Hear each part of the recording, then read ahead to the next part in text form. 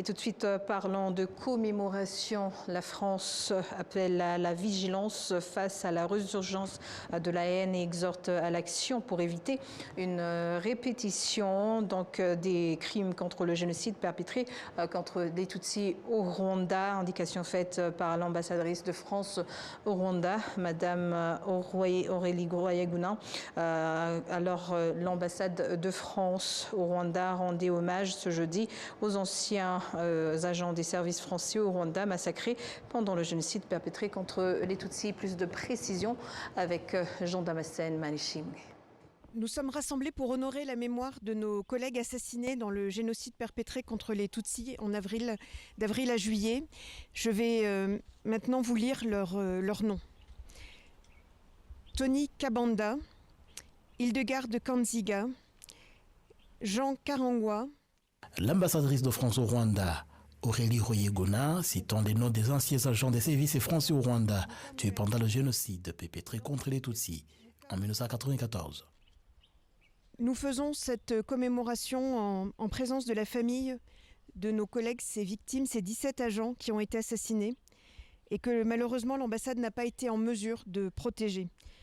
Nous partageons le deuil des familles et nous nous inclinons devant leur souffrance. L'incapacité pour l'ambassade de France de protéger ses anciens agents, c'est ce qui est ressorti aussi du témoignage en mémoire de Kabanda Tony, présenté par sa nièce, Ida Alexandra. Conscient que la mort du chef de l'État ne resterait pas sans conséquence pour les Tutsis, Tony chercha sans succès à joindre l'ambassade dès la nuit du 6 au 7. Un ami Hutu vient l'avertir que les soldats de Mont Kigali procédaient à des tueries dans le quartier de Nyakabanda et que Tony figurait parmi les personnes ciblées. Il tenta de rejoindre l'ambassade à pied, mais la route de la rue Kadhafi était bloquée par les miliciens Interahamwe. Il rebroussa chemin. Il continua à appeler l'ambassade toute la nuit sans réponse. Le lendemain matin, il parvient à joindre son supérieur hiérarchique au téléphone. Celui-ci lui conseilla simplement de faire appel à la police rwandaise pour assurer sa protection. Le matin du 7 avril, vers 10h, 2 soldats se présentèrent à son domicile. Ils demandèrent à voir un homme du nom de Kabanda Tony. Il sortit de la maison et reconnut son identité. Les soldats lui demandèrent sa carte d'identité. Il fit appeler son fils Olivier pour qu'il lui rapporte de l'intérieur. Ils lui demandèrent de les suivre, mais à peine avait-il franchi le portail que Tony fut abattu. L'ambassade de France au Rwanda a également inauguré une nouvelle plaque à la mémoire des 2 gendarmes français, les majors Alain Dido et René Mayer, ainsi que de Madame Gilda Dido et de Jean-Damascène Mourassira, et ressortissants rwandais morts à leur côté. C'est ce qu'explique le général de la gendarmerie, Laurent Lezafre. C'est avec une grande émotion que je suis devant vous aujourd'hui, à l'occasion de cette cérémonie qui rend hommage au personnel de l'ambassade décédé en 1994. J'aurais tout d'abord une grande pensée pour toutes les victimes du dernier génocide du XXe siècle. J'ai aussi une certaine émotion et aussi je ressens un honneur particulier de participer à cette cérémonie aujourd'hui qui a vu la pose de la plaque en souvenir du major et de Madame Gilda Dido, du major Mayer et de leur jardinier, Jean-Damascène Mourassira, décédé au tout début du génocide. Ce geste symbolique qui consiste à dévoiler la plaque est très fort.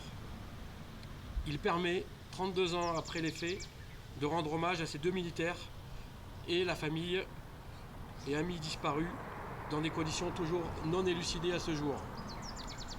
Il y a plus lourd que de ne pas savoir, c'est d'oublier. L'histoire de cette disparition est très peu connue, y compris au sein même de notre gendarmerie. J'ai moi-même découvert cette histoire lorsque je suis arrivé au Rwanda en septembre 2021. Être parmi vous aujourd'hui pour dévoiler cette plaque est une forme d'aboutissement d'un processus débuté en 2022. Je sais ô combien la France est impliquée dans la lutte contre l'impunité. La présence de monsieur le procureur de la République antiterroriste aujourd'hui dans le parquet à la charge des enquêtes liées aux événements de 1994 et le travail de la gendarmerie nationale au travers de l'OCLCH en sont des preuves concrètes. Le devoir de mémoire, le souvenir et le travail judiciaire sont des éléments essentiels pour pouvoir concrétiser le plus jamais ça. L'ambassadrice de France au Rwanda a réitéré la détermination de son pays à préserver la mémoire et à lutter contre tout ce qui peut nuire à la dignité humaine. Par notre rassemblement aujourd'hui, nous rappelons l'engagement de la France à défendre la dignité humaine, la justice, la vérité historique.